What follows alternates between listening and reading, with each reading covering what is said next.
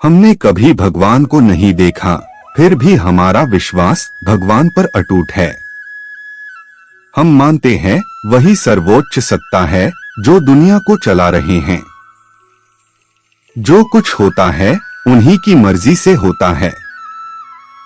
ईश्वर के हर फैसले पर खुश रहो, क्योंकि ईश्वर वह नहीं देता जो आपको अच्छा लगता है, बल्कि ईश्वर वह देता है जो आपके लिए अच्छा होता है। ईश्वर पर विश्वास बिल्कुल उस बच्चे की तरह करो जिसको आप हवा में उछालो तो वो हंसता है, डरता नहीं, क्योंकि वह जानता है कि आप उसे गिरने नहीं दोगे। ईश्वर की योजना हमारी योजना से हमेशा बेहतर ही होती है। जीवन में कभी कभी ऐसा होता है कि हमें जो चाहिए, जिसका हम बहुत समय से इंतजार कर रहे होते हैं, वो हमें मिल तो जाता है, लेकिन कुछ ही पल में हमसे वो वापस भी चला जाता है। हमारे हाथ से वो सारे मौके चले जाते हैं जो हमें बहुत समय के इंतजार के बाद मिले होते हैं। ऐसी स्थिति में हम ईश्वर को कोसने लगते हैं। हम ईश्वर से कहने लगते हैं कि आपने मेरे साथ ऐसा क्यों किया।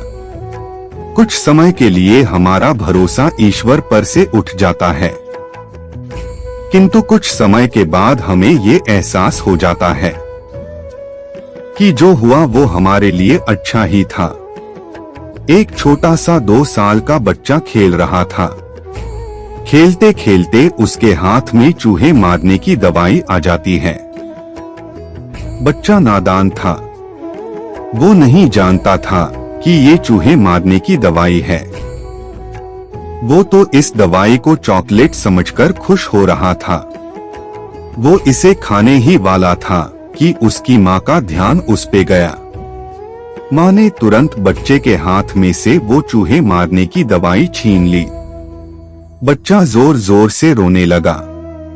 बच्चे के रोने के बावजूद भी माँ ने उसकी एक नहीं सुनी और वो दवाई उसने कहीं पे छिपा दी, क्योंकि बच्चा नहीं जानता था कि ये चॉकलेट नहीं चूहे मारने की दवाई है।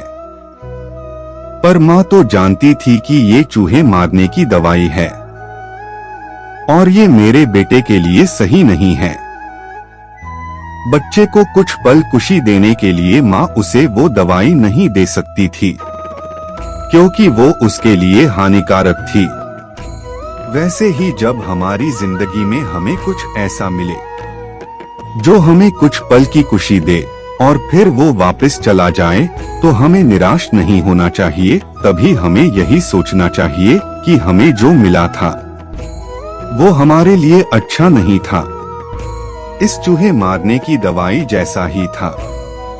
जैसा माँ ने बच्चे के हाथ में से इस चूहे मारने की दवाई को ले लिया, वैसे ही ईश्वर ने हमारे हाथ में से वो ले लिया, क्योंकि वो हमारे लिए अच्छा नहीं था।